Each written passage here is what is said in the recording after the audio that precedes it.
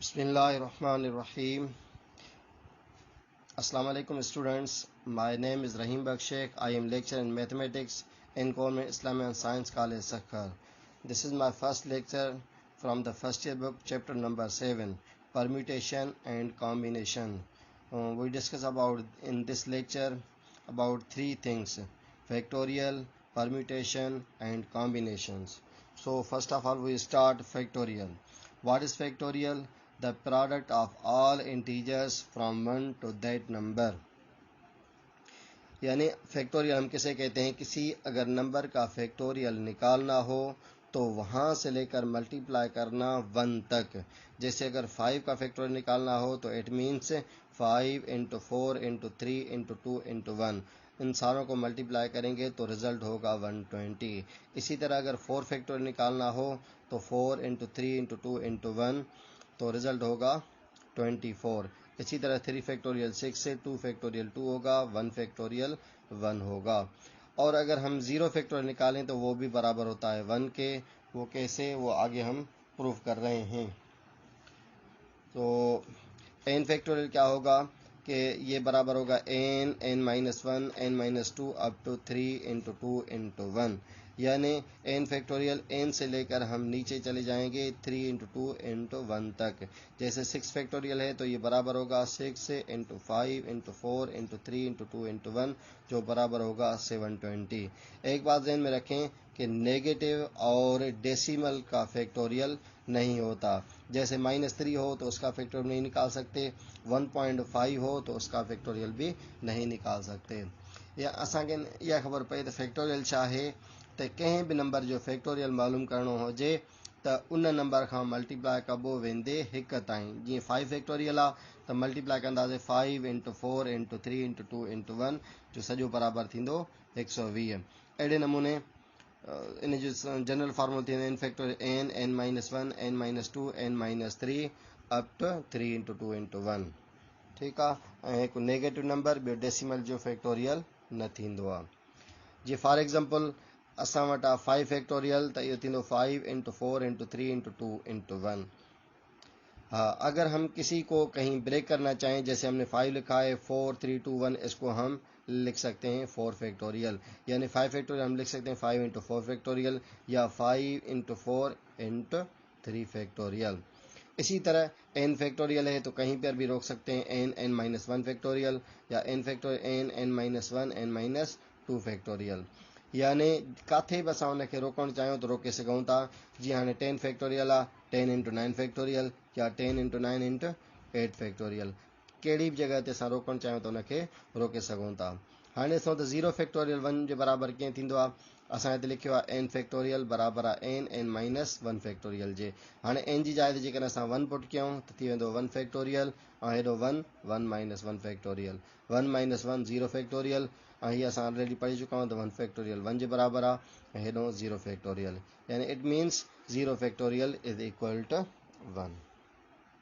Ji for example कीअं हिन solve कजे. जीअं हिते असां वटि हिकिड़ो एग्जांपल आहे 40 फैक्टोरियल डिवाइड बाय 38 फैक्टोरियल. अब देखें 40 फैक्टोरियल इसको हम चलाएंगे 38 तक. 40 39 38 फैक्टोरियल डिवाइड बाय 38 फैक्टोरियल. फिर 38 कैंसिल हो जाएगा तो जवाब होगा 40 इंटू 39 इज इक्वल टू 1560. यानी असां जाते बि हिनखे रोकणु चाहियूं रोके सघूं था. जीअं हाणे 40 फैक्टोरियल खे हलायोसीं 38 ताईं, 38 कैंसिल थी वियो, 40 खे 39 सां मल्टीप्लाई कयोसीं 1560. अहिड़े नमूने ॿियो एग्जांपल त permutation of the number part. हाणे ॾिसूं पार्ट में घणा लेटर्स आहिनि PART 4 लेटर्स आहिनि. त हाणे हिन में हिकिड़ो तरीक़ेकार इहो आहे त 4 लेटर्स आहिनि, चइनि जॻहियुनि ते रखणा आहिनि त कोई बि लेटर रिपीट न थिए. त P हिते आहे त ॿिए कंहिं जॻह ते न आहे त हाणे P जूं 4 पॉसिबिलिटीज़ आहिनि. त पहिरीं जाइ ते रखंदासीं 4, पोइ वरी A जूं 3 पॉसिबिलिटी थींदियूं, पोइ रखंदासीं 3. अहिड़े नमूने R जूं 2 पॉसिबिलिटी बचंदियूं त 2 रखंदासीं, T जी 1 बचंदी त 1 रखंदासीं. यानी जेतिरा नंबर आहिनि ओतिरा फैक्टोरियल ठाहिणा हुजनि त उनजो 4 फैक्टोरियल ठहंदो त उन जूं ओतिरियूं पॉसिबिलिटीज़ ठही वेंदियूं. पोइ जवाबु ईंदो 4 into 3 into 2 into 1 is equal 24. Permutation छा खे चइबो आहे? Arrangement of numbers in which order is necessary. यानी कि अरेंजमेंट असां नंबर्स जी कयूं जंहिंमें ऑर्डर ज़रूरी हुजे. जेकॾहिं ऑर्डर ज़रूरी हूंदो त उनखे परम्यूटेशन चइबो आहे ऐं जेकॾहिं ऑर्डर ज़रूरी न हुजे त उनखे कॉम्बिनेशन चइबो आहे। त पोइ परम्यूटेशन जो फार्मूलो आहे एन पी आर जो बराबर है n factorial upon n minus r factorial. यहाँ पर जो है n is the total number है और आर ऑक्टेन नंबर है। तो इसी तरह इसका फार्मूला है n p r is equal n factorial upon n minus r factorial. जैसे फॉर एग्जांपल 6p3 है तो इसको हम कैसे लिखेंगे 6 फैक्टोरियल 6 माइनस 3 फैक्टोरियल। तो 6 फैक्टोरियल सेम 6 माइनस 3 फैक्टोरियल हो जाएगा। तो अब अगर हम 6 को चलाएं तो 6 इंटू 5 इंटू 4 इंटू 3 फैक्टोरियल, ये 3 फैक्टोरियल ये कैंसिल हो जाएगा। तो जवाब होगा 6 इंटू 5 इंटू 4 जो बराबर है 120। ठीक है। तो 6 से 5 4 टिनी के मल्टीप्लाई कंदा 100 वींदो। हाणे हितों हिकिड़ो रूल ठाहियूं था त ॾिसो 6 आहे p3 यानी जेतिरा नंबर आहे ओतिरो असां हुनखे हेठि तरफ़ खणी था वञूं। जे ॾिसो 6p3 आहे त 6 खे हेठि खणी वेंदासीं 3 दफ़ा यानी 6 5 4 सिर्फ़ु 3 डिजिट ताईं। जेकॾहिं 4 हुजे त 4 ताईं खणी वेंदासीं, 5 हुजे त 5 ताईं। कीअं फॉर एग्जांपल हिते लिखियो आहे it means 3 times down from 6 यानी 6 5 4 ऐं ॿियो 5 खे 6 माइनस 1 4 खे 6 माइनस 2 लिखी सघूं था। हिन में ॿ शयूं आहिनि, हिकु त 3 टाइम्स हेठि खणी सघूं था ऐं ॿियो त जेकॾहिं हेठि 3 आहे त 2 ताईं वेंदो माइनस में, जेकॾहिं 2 आहे त 1 ताईं वेंदो, 5 आहे त 4 ताईं वेंदो। जे ॾिसो हिन एग्ज़ाम्पल में 10p4 आहे त हिन खणी वेंदासीं 10 10 माइनस 1 10 माइनस 2 10 माइनस 3 यानी 4 आहे त माइनस जे तरफ़ 3 ताईं 1 2 3। ऐं ॾिसो 10p4 आहे त 4 डिजिट्स हूंदा, हिकु 10 ॿियो 10 माइनस 1 टियों 10 माइनस 2 ऐं चौथों 10 minus 3। N p r generally जेकॾहिं फार्मूलो ठाहियूं त n factorial n minus r factorial आहे त हिन जो छा थींदो जनरल 4 आहे त 3 ताईं, आर आहे त आर माइनस 1 ताईं यानी n n minus 1 n minus 2 up to n minus r minus 1। हाणे जेकॾहिं माइनस खे मल्टीप्लाई कयूं त एन माइनस आर प्लस 1 थी वेंदो। अहिड़े नमूने 8p3 आहे 3 टाइम्स हलाईंदासीं हेठि 8 7 6 जेको जवाबु थींदो 336। ॿियो 10p2 आहे 10 इंटू 9 2 टाइम्स 90 थी वेंदो। np4 आहे इन खे 4 टाइम्स खणी वेंदासीं त इहो जवाबु थींदो 3024 यानी 4 टाइम्स डाउन फ्रॉम 9। नंबर 3 आहे combination arrangement of numbers in which order is not necessary यानी असां उन नंबर्स खे रखूं पर जंहिंमें ऑर्डर ज़रूरी न हुजे त पोइ उनजे लाइ फार्मूलो आहे n combination r n factorial upon r factorial n minus r factorial. हिन में फ़र्क़ु इहो आहे त हिन में आर फैक्टोरियल डिवाइड कंदासीं उन खे त पोइ बराबरि थी वेंदो एन कॉम्बिनेशन आर जे। हाणे हिते बि साॻे नमूने एन टोटल नंबर आहे आर ऑक्टेन नंबर आहे। जीअं हाणे ॾिसो 6 कॉम्बिनेशन 3 त हीअ थींदो 6 factorial upon 3 factorial 6 minus 3 factorial 6 factorial upon 3 factorial into 3 factorial.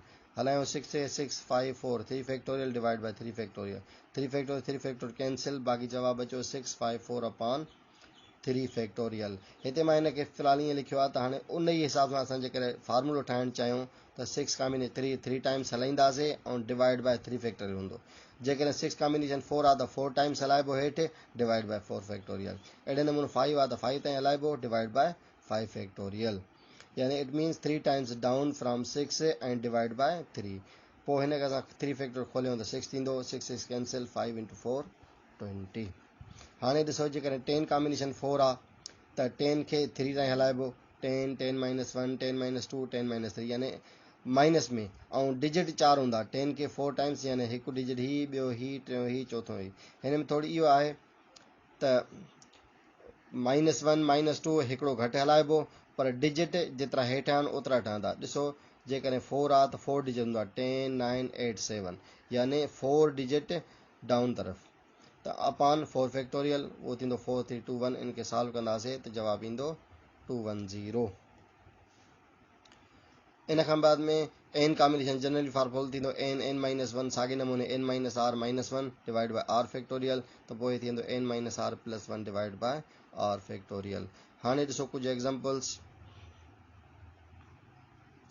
8 combination 3 आहे इनखे असां 8 3 हीअं बि लिखी सघूं था। हाणे 8 खे 3 टाइम्स हलाइबो डाउन तरफ़ 8 7 6 डिवाइड बाय 3 फैक्टोरियल 15 3 6 यानी 3 times down from 8 and divide by 3 factorial. 10 combination 2 आहे त 2 times down from 10 and divide 2 factorial. अहिड़े नमूने 10 इंटू 9 ॿ दफ़ा हलाइबो डिवाइड बाय 2 फैक्टोरियल जवाब 45। 9 कॉम्बिनेशन 4 आहे त 9 खे 4 टाइम्स हलायोसीं डिवाइड बाय 4 फैक्टोरियल त इन जो जवाबु थींदो 126। हिकिड़ो हिन में ॿियो रूल ज़हन में रखिणो आहे त एन आर बराबरि हूंदो आहे एन माइनस आर जे, यानी जेकॾहिं हिते 8 फॉर एग्ज़ाम्पल 8 0 आहे त बराबरि हूंदो 8 जे।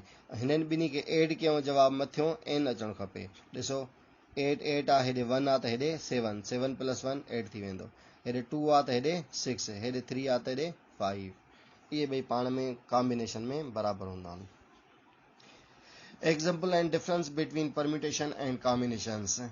हाणे हिन में इहो या त कीअं ख़बर पए त हिन में असां कॉम्बिनेशन यूज़ कयूं एग्ज़ाम्पल में या परम्यूटेशन, त उन में असां ॾिसबो त जंहिंमें असांखे ऑर्डर ज़रूरी सम्झ में अचे त उते असां परम्यूटेशन यूज़ कंदासीं, जिते ऑर्डर ज़रूरी सम्झ में न अचे त उते कॉम्बिनेशन। जीअं for example choose 2 letters from 3 letters ABC। हाणे ABC 3 लेटर्स आहिनि, उन मां असांखे जेकॾहिं 2 चूज़ करणा हुजनि कोई बि, त उन मां कहिड़ा कहिड़ा थी सघनि था, AB BA AC CA BC CB।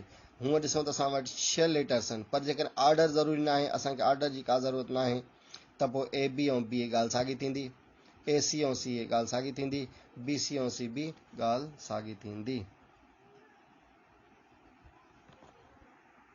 हा, त जेकॾहिं ऑर्डर ज़रूरी न आहे त पोइ AC ऐं CA ॻाल्हि साॻी थींदी, त पोइ असां हिन कॉम्बिनेशन यूज़ कंदासीं 3 कॉम्बिनेशन 2 = 3, यानी इन जूं AB BA ॻाल्हि साॻी आहे, हिकु हीअ पॉसिबिलिटी, हिकु हीअ पॉसिबिलिटी, हिकु टोटल 3 पॉसिबिलिटीज़।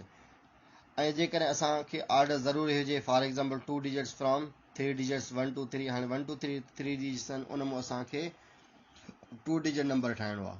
त हाणे 2 डिजिट नंबर ठाहिण जे लाइ त असां ॾिसूं रिपीटेशन न हुजे त 1 2 2 1 1 3 3 1 और 2 3 3 2। हाणे ॾिसो 1 2 2 1 डिजिट्स जे हिसाब सां 1 2 12 थी वेंदो ऐं 2 1 21 थी वेंदो।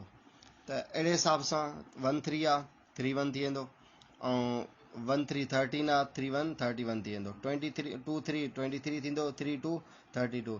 यानी असां डिजिट खे अॻिते पोइते रखण सां ऑर्डर जे करे मां हिते ॾिसूं त ज़रूरी आहे, छाजे करे त 12 ऐं 21 सेम न आहे, इन जे करे हिते ऑर्डर लाज़मी आहे, त हिते असां परम्यूटेशन यूज़ कंदासीं। मथे में AB BA जेकॾहिं ॻाल्हि साॻी अचे त को बि 2 लेटर्स हुजनि, AB हुजे या BA हुजे, को फ़र्क़ु नथो पए, त उन जे हिसाब सां उनखे जीअं ट्राइंगल ठाहींदा आहियूं त ट्राइंगल में ABC हुजे या BC हुजे या ACB हुजे, हिकु ई ट्राइंगल ठहंदो, त उते असां कॉम्बिनेशन यूज़ कंदासीं।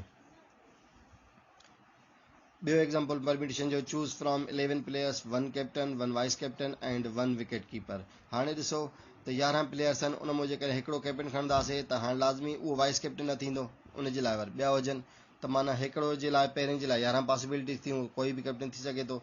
जॾहिं हिकिड़ो चूज़ थी वियो त बाक़ी ॿिए जे लाइ 10 बचंदा, बाक़ी 3 जे लाइ 9। त इन जे करे इन में ऑर्डर लाज़मी आहे, त पोइ असां उन में परम्यूटेशन यूज़ कंदासीं 10 परम्यूटेशन 3, यानी 11 परम्यूटेशन 3, 11 खे हलाइबो 3 टाइम्स डाउन तरफ, 11 10 9 विच इज़ इक्वल टू 990। हाणे जेकॾहिं अरेंजमेंट ऑफ नंबर्स डिजिट जे हिसाब सां ॾिसजनि त कीअं असां नंबर ठाहींदा आहियूं, इवन कीअं ठहंदा, नेचुरल कीअं ठहंदा, ऑड नंबर्स कीअं ठहंदा, त उन जे लाइ हिकिड़ो फार्मूलो आहे साॻे नमूने, त we can arrange the numbers of 2 digit from 1 2 3 4 5 6। हाणे ॾिसो जेकॾहिं असां वटि 6 नंबर्स आहिनि, 6 नंबर जो 2 डिजिट नंबर ठाहियूं था, सिर्फ़ु 2 डिजिट, यानी हिकु ही डिजिट आहे हिकु ॿी डिजिट आहे, त जेकॾहिं 2 डिजिट ठाहियूं त पहिरें जे लाइ 6 पॉसिबिलिटीज़ थींदियूं, ॿिए जे लाइ हिकिड़ी घटि 5 थी वेंदियूं, टोटल 6 खे मल्टीप्लाई 5 सां 30 थींदो, जॾहिं डिजिट्स रिपीट्स न हुजनि। जेकॾहिं 3 डिजिट्स हूंदा त हेठि हलंदासीं 6 5 4, 4 डिजिट हूंदा त 6 5 4 3, अहिड़े नमूने हेठि लहंदा वेंदासीं। पर जेकॾहिं डिजिट रिपीट थींदा त उन में असां हेठि न लहंदासीं, बल्कि उहे सेम हलंदो, जेकॾहिं 2 डिजिट्स आहिनि त हिते बि 6 हिते बि 6 6 6 36 नंबर्स थी वेंदा। अहिड़े नमूने जेकॾहिं 1 2 4 5 6 8 असां वटि 6 नंबर्स आहिनि, उन मां असां इवन ऑड ठाहियूं त पहिरियों नेचुरल ॾिसूं कहिड़ा ठहंदा, पहिरियों हेॾे 6 ऐं हेॾे 5, 6 5 30 टोटल नेचुरल नंबर ठहंदा। उन खां पोइ इवन ठाहिणा आहिनि त ॾिसूं इवन कहिड़ा कहिड़ा डिजिट्स आहिनि, 2 बि इवन आहे, 4 बि इवन आहे, 6 बि इवन आहे, 8 बि इवन आहे, यानी असां वटि 4 डिजिट्स इवन जा आहिनि। पोइ हिते पेन ते रखंदासीं 4, बाक़ी 6 जी जाइ ते 4 अची वेंदो, ही 5 जो 5 साॻियो रहंदो, 5 4 20 असांजा इवन डिजिट्स ठही वेंदा। अहिड़े नमूने जेकॾहिं ऑड ठाहिणा हुजनि त ॾिसंदा त ऑड कहिड़ा कहिड़ा नंबर्स आहिनि, 1 बि ऑड आहे 5 बि ऑड आहे, यानी 2 ऑड नंबर्स आहिनि, त हिन जी जाइ ते असां 2 ऑड रखंदासीं, बाक़ी हेॾे 5 जो 5 रखिबो, ॿिन्ही खे मल्टीप्लाई कबो 5 2 10 यानी 10 आड नंबर थींदा। ॾिसो 10 ऐं 28 कंदासीं त साॻे असांजा 30 नेचुरल नंबर्स ठही वेंदा।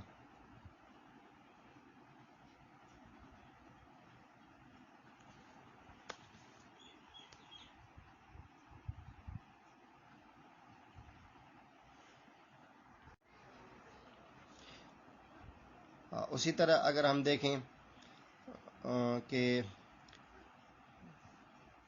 नेचुरल नंबर हमें अगर बनाने हों तो अगर रिपीट ना होंगे तो 6 इंटू 5 30 हो जाएगा, और अगर रिपीट होंगे तो हम कम नहीं करेंगे, सेम चलेंगे, 6 इंटू 6 36 हो जाएगा। इसी तरह इवन आर्ट बनाने हों तो अगर पहले नेचुरल देखें, एक कम करेंगे, 6 इंटू 5 30 हो जाएगा। तो आर्ट नंबर अगर बनाने हों तो पहले देखेंगे आर्ट कितने हैं, अगर इवन बनाने हैं तो देखेंगे इवन कितने हैं। तो इवन है 2 4 6 8 4 नंबर्स हैं तो हमने 4 रखा, तो 4 और ये 5 का 5 सेम होगा, 4 5 दा 20 हो जाएगा। इसी तरह 8 देखें, 1 और 5 दो नंबर्स हैं तो 2 रखेंगे और यहाँ पर 5 रखेंगे, 2 5 दा 10 हो जाएगा। तो 8 नंबर 10 होंगे, इवन 20 और टोटल नेचुरल 30 हो जाएगा।